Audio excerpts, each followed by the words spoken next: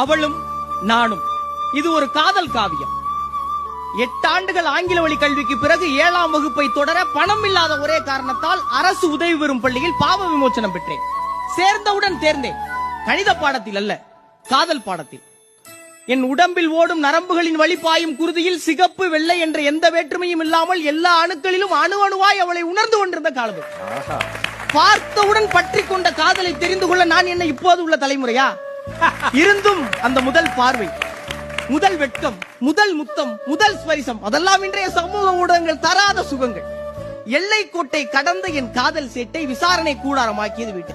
வெளியூர்ல அடுத்த வருஷம் காலேஜ் சேரு, புதுசா தினுசா நாலஞ்சு பார்த்தா பையன் வேற மாதிரி மாறிடுவேன் என்று என்னை குறைத்து மதிப்பிட்டு என் காதலுக்கு அவர்கள் இட்ட முற்றுப்புள்ளியை கீழிழுத்து கார்புள்ளியாக்கி காலடி எடுத்து வைத்தேன் கல்லூரியில்.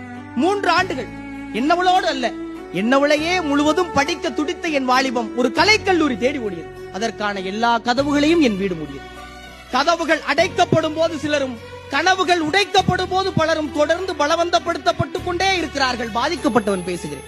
என் சகாக்கள் எல்லாம் சனி ஞாயிறுகளில் சிலாக்கி மிலாக்கி என சாகித்துக் கொண்டிருந்த போது நான் மட்டும் கள்ள ரயிலேறி என் காதலி பார்க்க பரப்பேன். எங்கள் தனிமை பொழுதுகளில் காமத்து பாலுக்கும் இடம் இருக்கும், ஆனால் அறத்திற்கும் பொருளுக்கும் தான் முதலிடம். குடும்பத்திற்கு என் காதலில் எல்லளவும் விருப்பமில்லை. எனக்கு அவளை தவிர வேறு எதன் மீதும் விருப்பமில்லை. விபரீத முடிவெடுத்தது வீடு. எனக்கு உள்ளூர் வெளியூர் வெளிநாடுகளில் எல்லாம் வரன் பார்க்க தொடங்கினார்கள். நான் வாழ்ந்தால் அவளோடு தான் என்று திட்டவட்டமாக முடிவெடுத்து வீட்டை விட்டு வெளியேறினேன். நான், அவள், நம்பிக்கை, 4-5 துணிமணிகள், இவ்வளவுதான் இருப்பு. சென்னை வந்து சேர்ந்தேன். இன்றோடு ஓராண்டு 8 மாதம் 17 நாட்கள் ஆகிறது.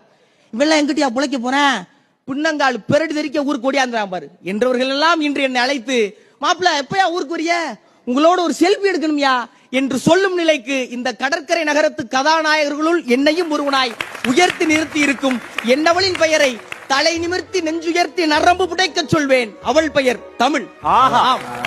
இந்த காலத்தில் தமிழை மட்டும் படிச்சு என்று உதடி பிதுக்கியவர்கள் மத்தியில் தமிழை படித்து தமிழோடு உழைத்து தமிழால் பிழைத்து தமிழனாய் நிலைத்து நிற்கும் நான் கர்வத்தோடு கச்சரிப்பேன். தமிழ் பேச்சு எங்கள் மூச்சு.